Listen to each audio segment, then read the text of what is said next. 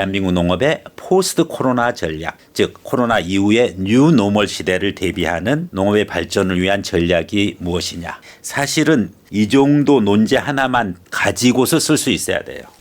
사실은 내가 이렇게 딱 오늘 죽어서 모의 논술을 하려고 했는데 부담을 많이 가질 것 같더라고. 그래서 일부러 배경 제시문을 준 거예요. 우리가 이제 제시문을 받았으니까 한번 해보겠습니다.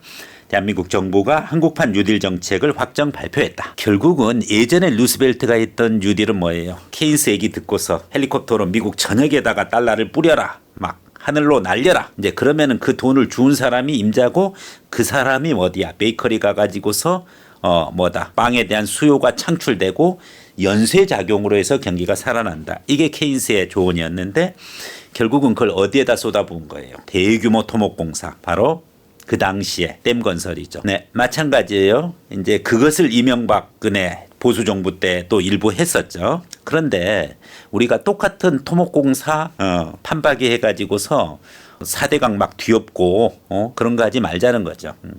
그냥 토목공사처럼 일회성으로 이렇게 가지 않기 위해서 정부가 내놓은 한국판 뉴딜이 바로 뭐다?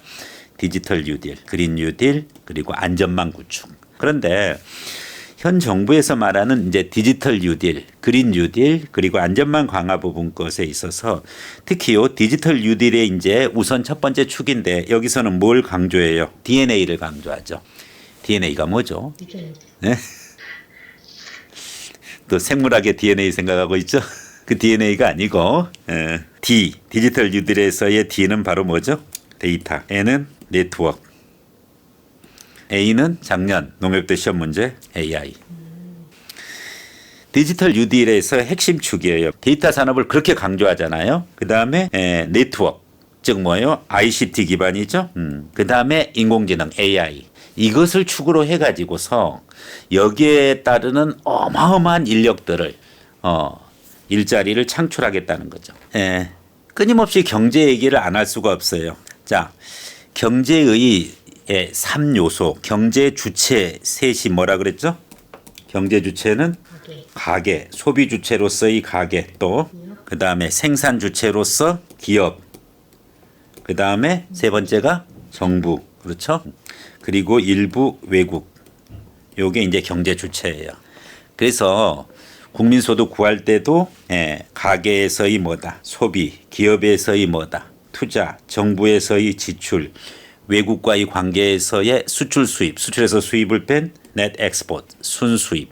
그래서 가계, 수요, 기업, 투자, 정부, 지출, 순수출을 합쳐서 우리는 지출 국민소득이라고 그래요. 국민소득 3면 등가위 법칙에 의해서 지출 국민소득이든 생산 국민소득이든 다 일치하게끔 되어 있어요. 그런데 이제 경제 주체가 이와 같은다라고 생각을 하면은 우리는 이제 경제 주체의 3요소를 흔히 가계, 기업, 정부 이렇게 얘기를 하는데 반대로 생산의 3요소는 뭐예요? 경제학에서 말하는 생산을 하려면 이 세 가지가 있어야 돼. 노동. 좋아요. 노동. 자본. 그렇죠. 그 다음에 자본을 가지고 이제 투자를 하려죠. 투자를 하려면 자본이 있어야 되니까.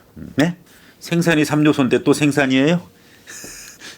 전통적으로 생산을 하려면은 노동, 자본, 기계? 네, 기계요? 그게 이제 뭐냐 생산 요소 시설에 그렇죠. 이제 자본제에서 해결이 되는 거죠. 기계 장치라 중요한 게 토지예요. 토지는 현대적인 의미에서는 건물까지 포함돼요. 그래서 역시 이것도 뭐다 랜드, 여기는 레이버, 캐피털 이렇게 보시면 돼요. 자, 그런데 중요한 게 뭐냐면은 생산의 3요소가 토지, 노동, 자본이다. 그런데 예전에는 뭐야 중세 시대 때는 여기서 가장 중요한 요소가 뭐예요? 노동. 노동일까요? 자본. 중세 때 자본 글쎄 중세 때는 뭐만 있으면 돼요. 땅만 있으면 되죠. 그래서 중세의 지배 엘리트는 땅 있는 사람이에요. 그게 바로 누구예요? 장원제도의 영주 그죠? 이제 그러다가 이제 뭘로 넘어와요? 산업혁명을 거치면서 노동자의 노동과 자본가의 자본을 이렇게 합쳐가지고서 거기서 뭐 생산을 만들어내는 이제 그와 같은 역할이 커진 거예요. 그래서 토지보다는 뭘로 이동한 거예요? 노동으로. 그런데 우리나라는 특히 노동보다는 뭐예요? 돈이 돈 벌죠? 자본으로. 이렇게 이제 이동되어지는 이제 그런 상태가 왔죠.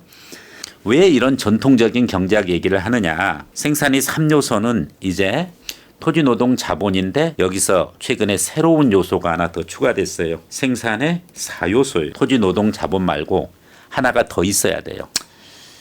자, 선생님이 여기 학원을 하는데 뭐예요? 토지, 즉 건물 임대해가지고 쓰죠. 그 다음에 선생님들의 노동이 있어야 돼. 물론 제 노동도 들어가. 그리고 임대보증금도 있어야 되고 이 기물들을 달려면 자본이 있어야 돼요. 그러면은 학원 잘 될까요? 뭐가 있어야 돼요? 수요자. 그렇죠. 이제 수요 부분 것이 있는데 그거는 생산의 3요소가 아니잖아요. 생산에 있어서의 3요소. 여기서는 강의 상품을 잘 만들어내는 거잖아요. 마케팅. 예. 자, 토지, 노동, 자본, 그 마케팅을 하기 위해서, 경영을 하기 위해서 필요한 가장 기초 원료, 마케팅은 운영 방식이고, 기초 원료, 노동, 자본, 토지, 바로 생산의 4요소가 바로 뭐다? 그래서 데이터 산업이 중요해진 거고, 이 데이터를 분석을 하는 거죠.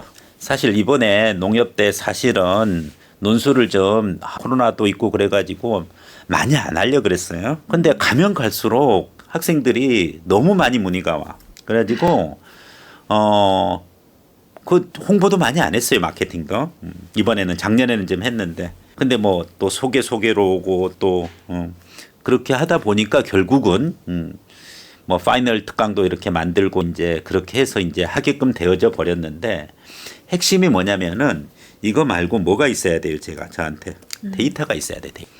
학생들이 논술을 나한테 배워가지고서 몇 명이 배워가지고 1차 합격률이 몇 %더라. 작년 같은 경우는 4명 중에 3명은 합격을 하더라고. 단 그 3명이 한 달 이상 수강자야 돼. 마지막 잠깐 한두 번 들어가지고는 아니고. 그러니까 75% 합격률이야.